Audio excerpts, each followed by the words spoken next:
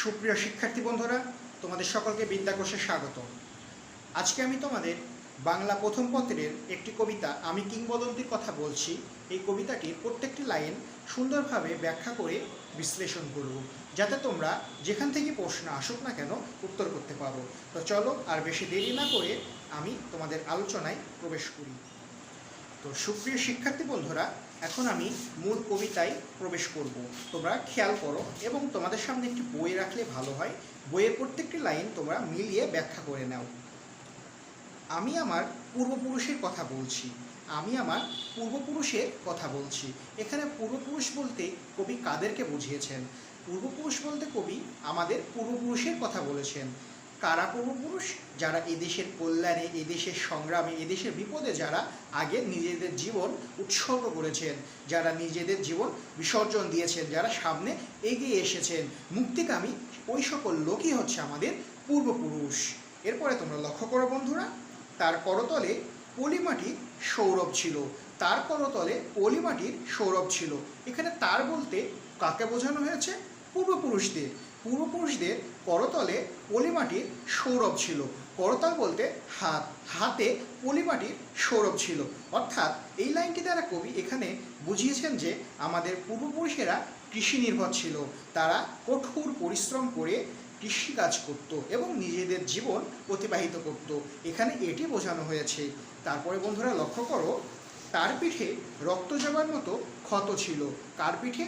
পূর্বপুরুষের পিঠে রক্ত যাবার মতো ক্ষত ছিল। এই লাইনটি দ্বারা এখানে কি বুঝিয়েছে কবি? এখানে কবি এটি বুঝিয়েছে যে পূর্বপুরুষ অর্থাৎ যারা রয়েছেন, ছিলেন, এখানে তারা হচ্ছে শ্রমজীবী মানুষ। যেটি আমি পূর্বে বলেছি, কৃষক এরা শ্রমজীবী মানুষ। এই শ্রমজীবী মানুষদের বিভিন্ন নির্যাতন, বিভিন্ন বঞ্চনা, অন্যায়, অত্যাচার ইত্যাদি শিকার হতে হয়েছে।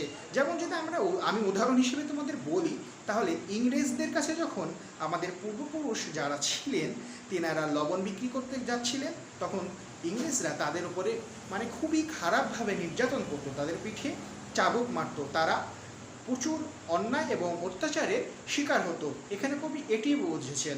এখন তোমরা এখানে লক্ষ্য করো, তার পিঠে রক্ত জবার মতো ক্ষত ছিল। তার পিঠে রক্ত জবার মতো ক্ষত ছিল। কার পিঠে? পূর্বপুরুষের পিঠে ক্ষত ছিল। অর্থাৎ যারা অন্যায় কাজ করত, যারা শত্রু ছিল, তারা আমাদের পূর্বপুরুষদের পিঠে আঘাত করত কাপুরুষের মতো। অর্থাৎ এটি দ্বারা আমরা এটিও বুঝতে পারি আমাদের পূর্বপুরুষেরা বীর ছিলেন, সেজন্যই তারা অর্থাৎ শত্রুরা আমাদের পূর্বপুরুষের পিঠে আঘাত করত। রক্ত জবার মতো ক্ষত ছিল। যেহেতু জবার রং লাল, আমাদের পূর্বপুরুষদের পিঠে তারা আঘাত করে রক্তাক্ত করত, সেজন্য এখানে রক্ত জবার এই উপমাটি ব্যবহার করা হয়েছে। আশা করি তোমরা এখানে বুঝতে পেরেছ। এখন লক্ষ্য করো, তিনি অতিক্রান্ত পাহাড়ের কথা বলতেন। ও মা, পাহাড় কি কখনো এক জায়গা থেকে অন্য জায়গায় যেতে পারে? কখনোই না। তিনি অতিক্রান্ত পাহাড়ের কথা বলতেন। এটি দ্বারা কি বুঝিয়েছেন? এটি দ্বারা বুঝিয়েছেন এইটি যে আমাদের যে পূর্বপুরুষেরা ছিলেন, তারা বিভিন্ন পাহাড়, বন, জঙ্গল, বিভিন্ন জায়গায় বিভিন্ন ফল মূল ইত্যাদি সর করে বিভিন্ন কৃষিকাজ করে তাদের জীবন অতিবাহিত করতেন। এবং অরণ্য এবং সাপদের কথা বলতেন। অরণ্য মানে বন জঙ্গল, সাপদ মানে হিংস্র প্রাণী, জানোয়ার যেটি বলা যায়।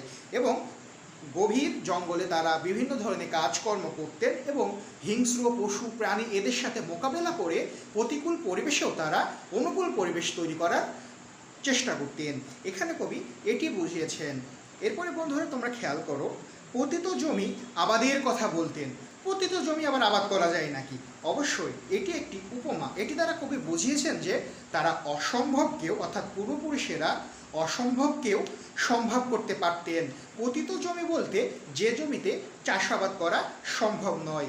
কিন্তু এখানে কবি অর্থাৎ আমাদের পূর্বপুরুষেরা সেই অসম্ভবকেই সম্ভব করতেন, সেটি বোঝানোর জন্যই কবি এখানে বলেছেন যে পতিত জমি আবাদের কথা বলতেন। তিনি কবি এবং কবিতার কথা বলতেন।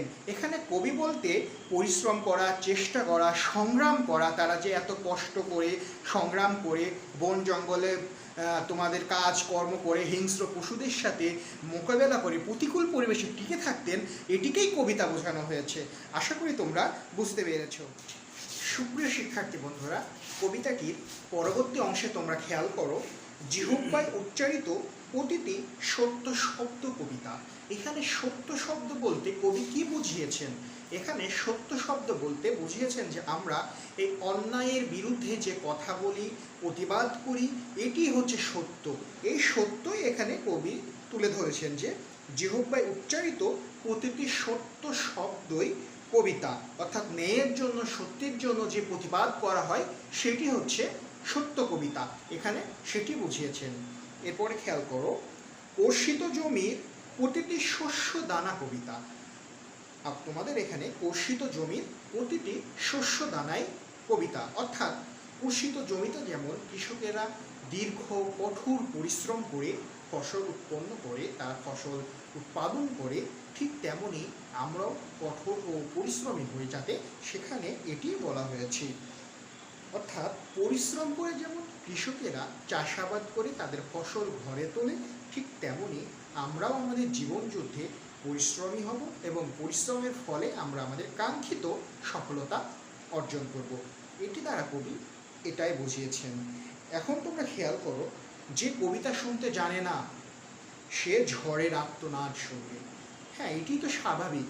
কবিতা শুনতে জানে না যে সে তো অবশ্যই ঝড়ের আর্তনাদই শুনবে। কবিতা বলতেও যে আমি পূর্বেই বলেছি, কবিতা বলতে পরিশ্রম করা, চেষ্টা করা, সংগ্রাম করা, প্রতিটি সত্য শব্দই কবিতা, অর্থাৎ অন্যায়ের বিপক্ষে সোচ্চার হওয়া, এগুলোই তো কবিতা। যে অন্যায়ের বিপক্ষে দাঁড়াতে পারবে না, যে অন্যায়ের বিপক্ষে প্রতিবাদ করতে পারবে না, যে কঠোর পরিশ্রম করতে পারবে না, চেষ্টা যে করতে পারবে না জীবনে সফল হওয়ার জন্য, সে তো অবশ্যই ঝড়ের আর্তনাদই শুনবে। অর্থাৎ সে তো জীবনে বিফলই হবে। সে তো সফলতার যে উচ্চ সিঁড়ি রয়েছে, কাঙ্ক্ষিত যে সফলতার সিঁড়ি, সেখানে তো কখনোই পৌঁছাতে পারবে না যে কবিতা শুনতে জানে না। অর্থাৎ যে সত্য কথা বলতে জানে না, যে কঠোর পরিশ্রম করতে জানবে না, যে সংগ্রাম করতে জানবে না, অন্যায়ের বিরুদ্ধে যে প্রতিবাদী হতে পারবে না, সে তো অবশ্যই আর্তনাদই তো শুনবে ঝড়ের। এরপরে তোমরা খেয়াল করো, এখানে বোঝা কি বলছে, যে কবিতা শুনতে জানে না সে দিগন্তের অধিকার থেকে বঞ্চিত হবে। যে কবিতা শুনতে জানে না সে দিগন্তের অধিকার থেকে বঞ্চিত হবে। এখানে দিগন্তের অধিকার বলতে কি বোঝানো হয়েছে? যে কবিতা শুনতে জানে না, অর্থাৎ যে পরিশ্রম করতে পারবে না, যে সফল হওয়ার জন্য চেষ্টা করবে না, যে অন্যায়ের বিরুদ্ধে প্রতিবাদ করবে না, সে কখনোই তার জীবনে সফলতা লাভ করতে পারবে না। অর্থাৎ তার মানসিক বিকাশ কখনোই সম্ভব হবে না। অর্থাৎ সে দিগন্তের অধিকার, অর্থাৎ তার যে নিজের মৌলিক অধিকার যেটি রয়েছে সেটি সে কখনোই আদায় করে নিতে পারবে না, যদি সে একটি আদর্শ ব্যক্তি না হয়, আদর্শ মানুষ না হয়, সংগ্রামীর চেতনা তার ভিতরে যদি না থাকে, অন্যায়ের বিরুদ্ধে সে যদি কথা বলার সাহস না পায়, তাহলে সে তো অবশ্যই দিগন্তের অধিকার থেকে বঞ্চিত হবেই। এটি স্বাভাবিক। সেজন্য অবশ্যই আমাদের সর্বদা অন্যায়ের বিরুদ্ধে কথা বলতে হবে, সংগ্রামী চেতনা এবং দেশের খারাপ দিনে নিজেদের সর্বোচ্চ যে শক্তি রয়েছে তাদের সামনে ঝাঁপিয়ে পড়তে হবে। কবি মূলত এইগুলি এখানে বুঝিয়েছেন যে আমাদের পূর্বপুরুষেরা যেভাবে দেশের অকল্যাণ যখন হয়, যখন দেশের বিপদ আসে, যখন নিজেদের জীবন উৎসর্গ করে দিয়েছেন। আমরা দেখেছি ৭১-এ দেখেছি, ৫২-এ দেখেছি, এই যে জুলাই বিপ্লব হলো এখানেও দেখেছি দেশের কল্যাণে ছাত্ররা তাদের রক্ত দিয়ে রাজপথ রঞ্জিত করছে। কবি তো এটাই বুঝিয়েছেন যে দেশের কল্যাণে, মানবতার কল্যাণে, মানব ধর্মকে বড় রাখে নিজের জায়গা থেকে প্রতিবাদী হতে হবে অন্যায়ের বিরুদ্ধে। আশা করি বুঝতে পেরেছ। এখন তোমরা এখানে খেয়াল করো, যে কবিতা শুনতে জানে না সে আজন্মা কৃতদাস থেকে যাবে। অবশ্যই যে অন্যায়ের বিরুদ্ধে কথা বলতে জানবে না, যে অন্যায়কে অন্যায় বলতে শিখবে না, সে তো অন্যের কাছে মাথা নত হয়েই থাকবে কৃতদাসের মতো।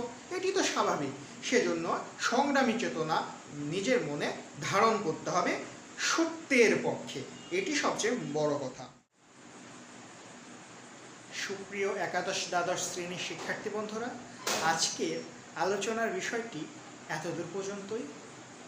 যেহেতু কবিতাটি অনেক বড়, সেহেতু এই কবিতাটি আমি ৩ থেকে ৪টা লেকচারে শেষ করব, যাতে তোমরা অতি সহজেই বুঝতে পারো। সেজন্য পরবর্তী ভিডিও দেখবার আমন্ত্রণ জানিয়ে আজকের মতো এই ভিডিওটি শেষ করছি।